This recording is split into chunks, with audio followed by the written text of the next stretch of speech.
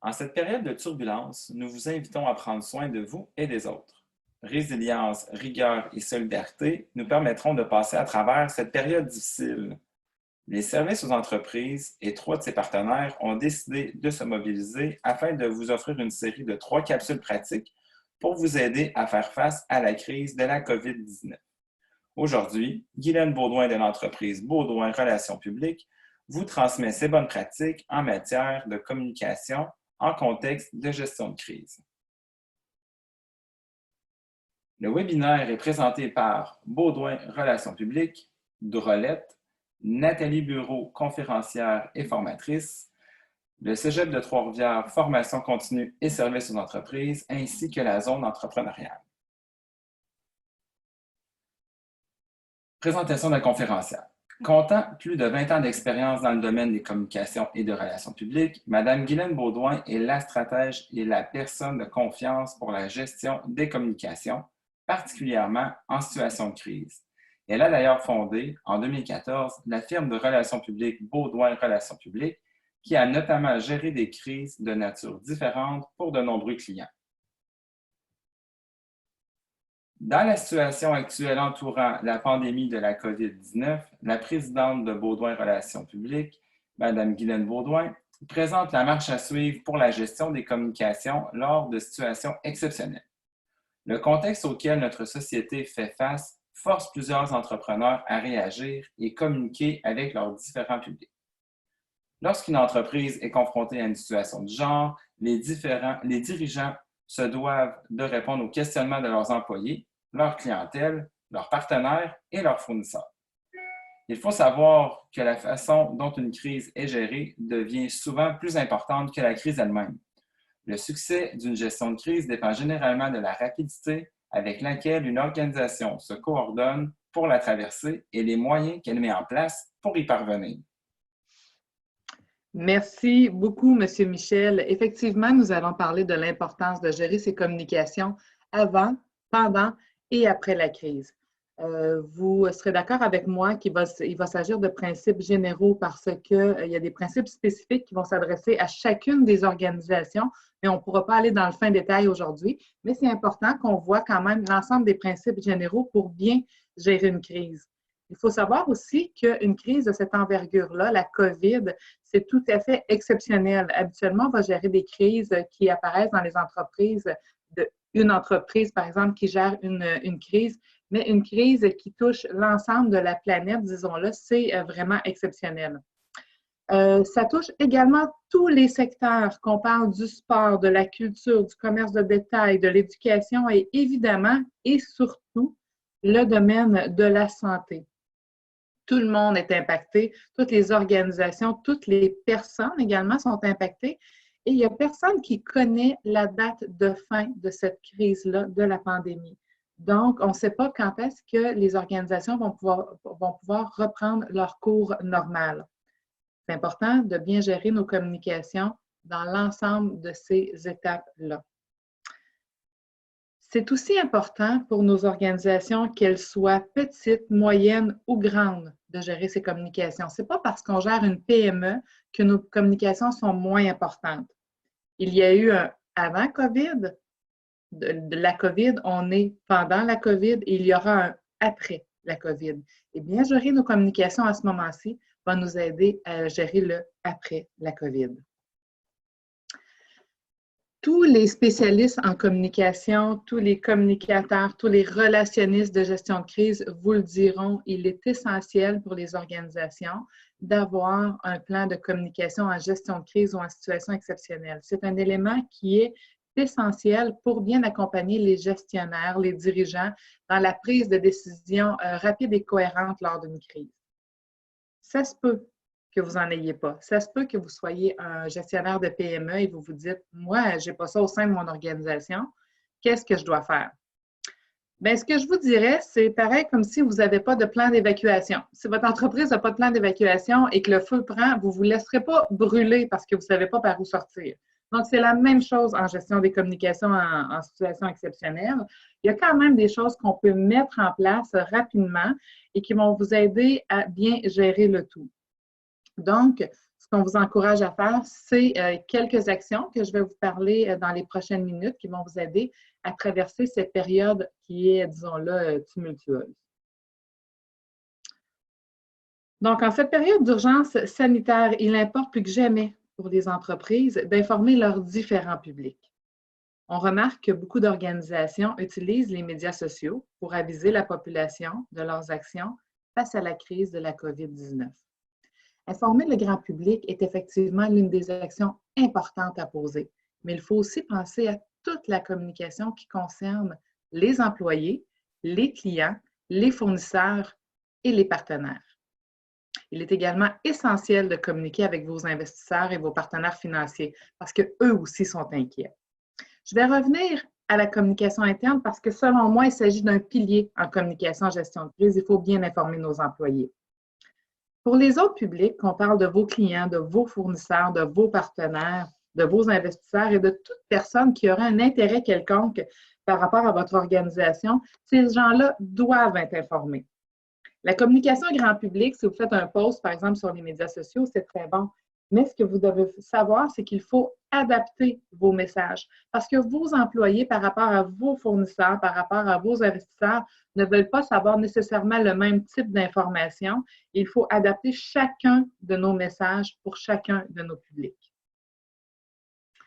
Au niveau de la communication interne, je vous le mentionnais, selon moi, c'est un pilier en gestion de crise. Pour plusieurs, la crise actuelle risque d'engendrer un retard dans les délais de livraison, par exemple, alors que pour d'autres, la fermeture de leur établissement sera synonyme d'une importante perte de revenus. Pourquoi c'est important de communiquer régulièrement avec nos employés? Parce que ce sont eux qui sont en contact direct avec nos clients et nos partenaires. Ne pas posséder une information juste et pertinente pourrait augmenter leur stress. Imaginez, vous êtes au service à la clientèle, les gens vous demandent quelles sont les actions que votre entreprise a prises lors de la crise et vous n'avez pas la réponse. C'est extrêmement stressant et angoissant. Et selon moi, vous n'avez pas à ajouter ce stress-là à vos employés, ils en ont déjà assez. Vos employés sont les ambassadeurs et ils sont l'extension de votre voix. C'est pour ça que c'est important de les informer. Les tenir informés de l'évolution, c'est de démontrer qu'ils sont importants pour votre organisation et que leur travail compte vraiment. Donc, comment on fait ça, bien informer nos employés en période de gestion de crise? On les informe de façon régulière, sur une base régulière, et surtout, avant tous les autres publics de votre organisation. Ils doivent se sentir au cœur de vos préoccupations. Il serait insultant pour eux d'apprendre une information au sujet de l'entreprise pour laquelle ils travaillent dans les médias d'information, par exemple. Souvent, on va voir ça, les gestionnaires sont de bonne foi, ça presse, un journaliste leur demande une information, ils vont la transmettre publiquement et les employés ne savent même pas que l'entreprise vient de prendre une décision comme ça. Je vous avoue que ça, c'est un élément qui démobilise les gens à l'interne. Il faut aussi mettre à la disposition de nos employés le matériel et les conditions dont ils ont besoin pour leur travail. Évidemment, en la période de la COVID, on s'entend que tout le monde travaille de la maison, donc il faut bien les outiller pour faire du télétravail. Je dis tout le monde. Plusieurs personnes travaillent de la maison parce qu'on a quand même nos services essentiels. Il faut les équiper en télétravail, mais il faut aussi leur donner tout ce qui peut être utile, par exemple, des directives écrites. Si un de vos clients ou un de vos partenaires financiers s'adresse à un de vos employés et puis il met en doute un peu l'information qu'il vient de recevoir, si l'employé a une directive écrite en disant « Voici, c'est la décision que mon organisation a prise, je vous la transmets », c'est extrêmement facilitant pour la gestion du travail de vos employés. Évidemment, ce qu'on vous encourage aussi à faire, c'est de travailler en collaboration avec tous vos services internes, qu'il s'agisse de vos services des finances, les services des ressources humaines, parce qu'une décision que vous prenez comme gestionnaire peut rapidement avoir un impact sur l'ensemble de vos services et vous allez avoir besoin de vos autres gestionnaires pour appliquer ces décisions-là. Donc, les mettre dans le coup dès le départ, ça vous évite beaucoup de problèmes de façon plus tard. Habituellement, nous, chez Baudouin Relations publiques, on en gère des crises. Habituellement, la façon dont on intervient dans une crise, ça se fait d'heure en heure. On sait exactement qu'est-ce qu'on doit faire dans la première heure, dans la deuxième heure, dans la troisième heure, et ainsi de suite. Dans le cas qui nous occupe aujourd'hui, c'est tout à fait différent. On parle d'une crise qui va s'étaler sur plusieurs jours, semaines et mois.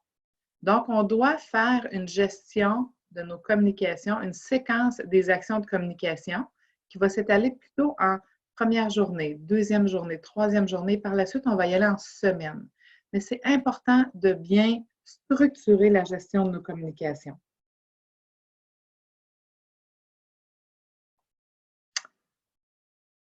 Un aide-mémoire pour assurer une bonne communication en gestion de crise. Évidemment, ce qu'on encourage à faire, c'est de suivre l'ensemble des directives gouvernementales. Le gouvernement émet des directives tous les jours ces temps-ci. À tous les jours, le gouvernement Legault, le gouvernement Trudeau fait des points de presse pour informer les citoyens, pour informer les entrepreneurs des nouvelles mesures qui sont en place. Donc, évidemment, en communication en temps de gestion de crise, surtout dans la crise qu'on connaît en ce moment, c'est de bien appliquer les consignes gouvernementales. On doit aussi aviser nos clients, nos partenaires, nos fournisseurs des directives qui s'appliquent à notre entreprise. Donc ça, il ne faut pas perdre de temps à informer les gens. On informe nos employés et ensuite, on informe ces différents publics-là. On vous invite aussi à être proactif sur les plateformes web et les plateformes de médias sociaux. Donnez l'information le plus rapidement possible, même si elle est incomplète, c'est important de la donner. Vous compléterez plus tard. Les gens vont comprendre qu'on est dans une situation particulière. Communiquez régulièrement avec nos employés. Et si votre entreprise, ça c'est un tout petit truc, mais si vous devez fermer temporairement vos portes ou encore réduire vos heures de service, vos heures d'ouverture à la clientèle, c'est important de l'indiquer sur une affiche à la porte de votre bâtiment. Pourquoi? Parce que si vos clients se déplacent, ils vont vouloir avoir cette information-là. Donc là, on est dans des petits trucs pratico-pratiques, mais des fois, on oublie parce que ça va trop vite. En situation de crise, il y a deux choses qu'on va vous demander. C'est la clé de la communication. On va vous demander d'être présent et de donner l'heure juste. C'est toujours ce qu'on demande à des gestionnaires en situation exceptionnelle. La situation évolue d'heure en heure. Vos communications doivent aussi s'adapter à cette situation exceptionnelle. En communication, il faut être prêt à agir. C'est toujours plus difficile de rattraper un message que de le contrôler à la base. Vous savez, la nature humaine est ainsi faite, la nature des organisations aussi. Nous avons horreur du vide. Donc, si une entreprise ne communique pas, les gens vont s'occuper de combler le vide et ils vont se faire un scénario qui souvent est pire que la situation réelle. Donc, par la suite de ça, vous allez devoir reprendre, récupérer la communication et ça, c'est beaucoup plus difficile que de gérer l'information à la base. Les scénarios que les gens vont se faire sont souvent pires que la réalité. Il y a des actions qu'on vous propose à mettre rapidement de l'avant. Donc, premièrement, comme chef d'entreprise, vous devez coordonner des membres de la cellule de crise. Si vous n'avez pas un plan de communication en situation exceptionnelle, comme je le mentionnais en début de présentation, bien, vous pouvez réunir vos personnes clés au sein de votre organisation. Ça peut être des membres de votre direction. Si vous avez quelqu'un qui s'occupe de vos communications à l'interne, vous réunissez ces gens-là pour qu'ils deviennent votre cœur, votre structure, votre cellule de crise. Ensuite, vous allez réunir ces gens-là tous les jours, idéalement à la même heure. Vous allez convenir d'un agenda de rencontre. Pourquoi? Parce que vous allez mettre ça, ça va être une priorité. À tous les jours, on se fait un petit pause, un petit moment. C'est ce que je fais avec mon équipe en ce moment. Tous les jours à 10 heures, on se fait un FaceTime, tout le monde, on se voit et on donne rapidement les informations qu'on a depuis la veille. Pourquoi? C'est parce qu'on se partage une information qui est juste et on est capable de suivre ensemble l'évolution de la communication. Donc, même si vous vous dites, « Ah, aujourd'hui, j'ai peut-être rien à dire », attendez, il y a peut-être de vos collaborateurs qui ont quelque chose à vous dire, une information qui est hyper pertinente à mettre de l'avant. Donc, à tous les jours, même si ça dure 10 minutes, faites-le de façon statutaire et ça va vous éviter de grandes pertes de temps. Aussi, ce qui est important dans ces rencontres-là, c'est d'avoir une information qui est juste et vérifiée. Il ne faut faire aucune, et je dis bien aucune supposition dans la validité des informations. Si quelqu'un vous dit « Tous nos clients sont insatisfaits en ce moment. » Monsieur le patron, tous nos clients sont insatisfaits. Parfait. C'est combien ça que tous nos clients sont insatisfaits? Est-ce qu'on a reçu une plainte, 10 plaintes, 20 plaintes, 300 plaintes? Combien? Donc, vous allez avoir besoin d'une information qui est juste et validée. À vos membres de cellule de crise, Ça va être une exigence que vous allez leur donner dès le départ. Vous nous arrivez avec une information, assurez-vous d'avoir une information qui est juste parce que vous allez devoir réagir avec cette information-là et ça va être important que vous ayez l'information de première main. Par la suite, ce qu'on vous conseille, c'est de produire un document de type question-réponse. C'est primordial que tout le monde de votre organisation donne les mêmes réponses aux mêmes questions. Je vous donne un scénario possible. Par exemple, vous décidez de réduire vos heures de service. La décision est prise. Donc, au lieu de fermer à 9 heures parce que vous avez un commerce de détail pour les jeudis, vendredis, par exemple, vous décidez de fermer à 5 heures. Il est important de communiquer cette information-là à tous les membres de votre organisation. Pourquoi? Parce que si quelqu'un appelle à la réception et la réceptionniste donne « Non, non, il n'y a pas de problème, nous allons poursuivre nos heures jusqu'à 9 heures », mais que la personne du service à la clientèle donne 17 heures et vice-versa, vous comprenez un peu, ça génère de la confusion. Et la confusion en gestion de crise, c'est jamais bon. Donc, tout le monde avoir les mêmes réponses aux mêmes questions.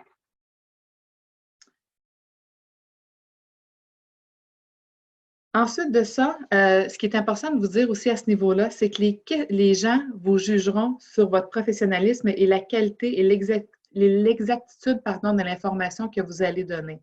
Donc, si différentes personnes dans votre organisation donnent des informations différentes, justement, les gens vous jugeront et vous trouveront moins en contrôle de l'information, moins en contrôle de la gestion de crise. Donc, ça peut paraître très banal, vous pouvez être en contrôle de votre gestion de crise, mais si des gens donnent de l'information différente, ça va démontrer que peut-être vous êtes moins solide que ce que ça en a l'air et ça va générer de l'inquiétude de la part des gens. Autre action à mettre de l'avant, donc de développer des outils de communication, site web, courriel, FaceTime, médias sociaux, hyper important. Le FaceTime, je l'ai mis parce que c'est l'outil qu'on utilise, nous, chez Baudouin Relations publiques, en ce moment, pour faire nos rencontres d'équipe à l'interne dans mon petit groupe de travail. Pour les autres, ça peut être des informations que vous donnez à vos clients là, de façon publique. Montez aussi une liste de partenaires, d'acteurs sociopolitiques, des gens que vous allez devoir informer. Vous ne pouvez pas chercher les coordonnées de tout le monde à chaque fois que vous avez à communiquer avec eux. Donc, ce qui est important à savoir, c'est qu'en gestion de crise, il y a quelque chose qui est hyper important, c'est le temps et vous n'en avez pas. Donc, essayez de contrôler toutes les pertes de temps possibles et imaginables. C'est pour ça qu'on vous conseille aussi d'élaborer des gabarits de base pour vos messages clés. Vous avez des notes internes à transmettre à l'ensemble de vos employés à tous les jours, mais faites-vous un gabarit et faites juste remplir l'information dans le petit espace. C'est banal comme truc, mais ça va vous éviter des pertes de temps, chose que vous n'avez pas. Donc, ce qu'on vous suggère, c'est faire des canevas de communiqués de presse, des canevas de notes internes, préparation des messages pour les réceptionnistes, par exemple, pour qu'elles aient toujours l'information juste en temps réel.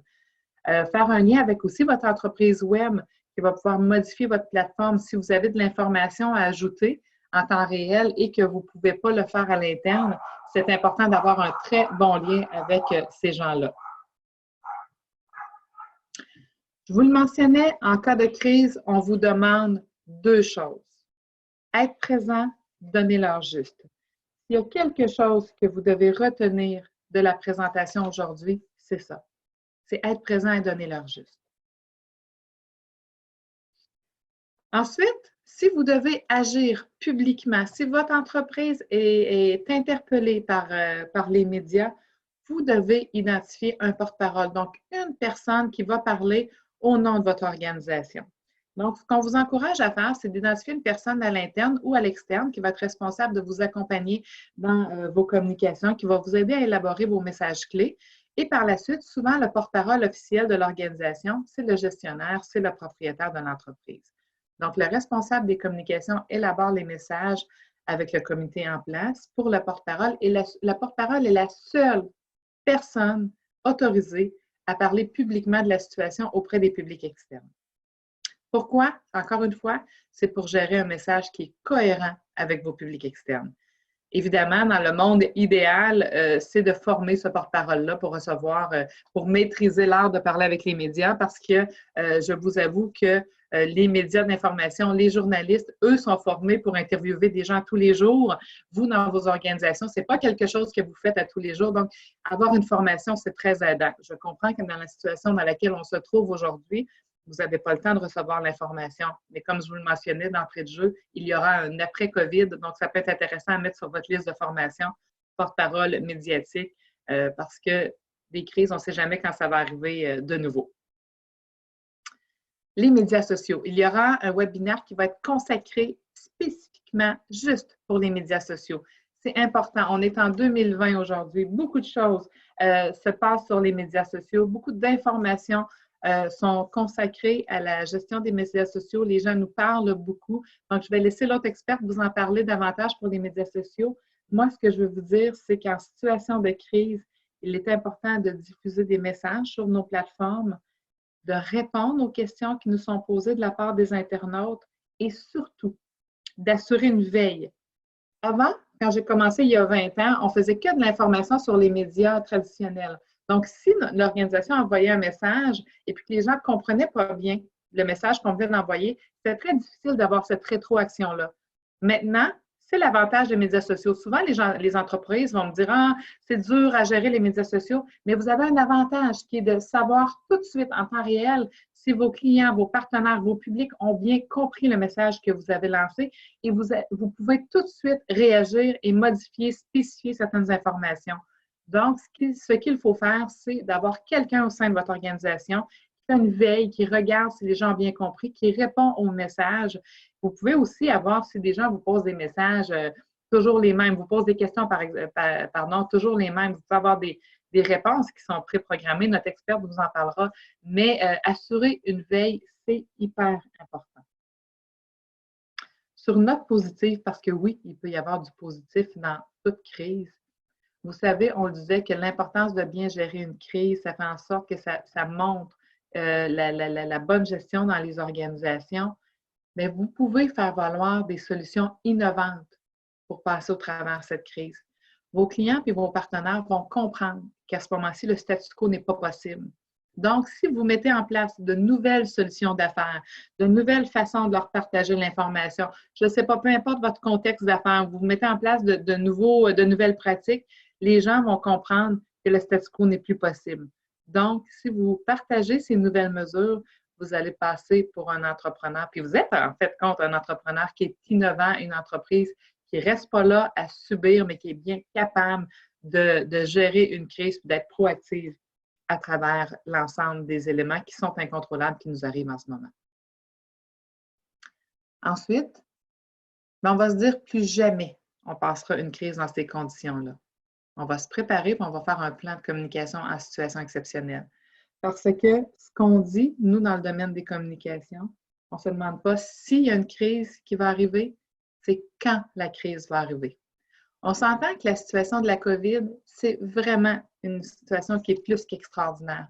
Mais chacune de vos organisations, vous pouvez vivre au quotidien de façon hebdomadaire ou mensuellement de petites crises que vous avez à gérer. Qu'il s'agisse d'un employé qui est mécontent, qui en fait part sur les médias sociaux, d'un client insatisfait, peu importe, vous allez avoir des crises à gérer et c'est toujours important de bien se préparer et d'avoir des messages clés cohérents dans ces situations-là. Je vous remercie. C'était l'information qu'on souhaitait vous transmettre aujourd'hui de la part de Baudouin Relations publiques. Si vous avez des besoins au sein de votre organisation, vous avez la liste de mes experts, vous avez leur visage ici au bas de l'écran. Ces gens-là, en ce moment, sont dédiés dans la gestion des communications au sein de la crise, la COVID-19. Donc, n'hésitez pas. Ça peut être juste pour valider des messages, s'assurer qu'on est sur la bonne voie. On est là pour ça. C'est notre passion. Vos communications sont notre passion. Ça nous fera grandement plaisir. Je vous souhaite une bonne gestion de vos communications en cette période extraordinaire et surtout, bonne santé à tous. Merci beaucoup.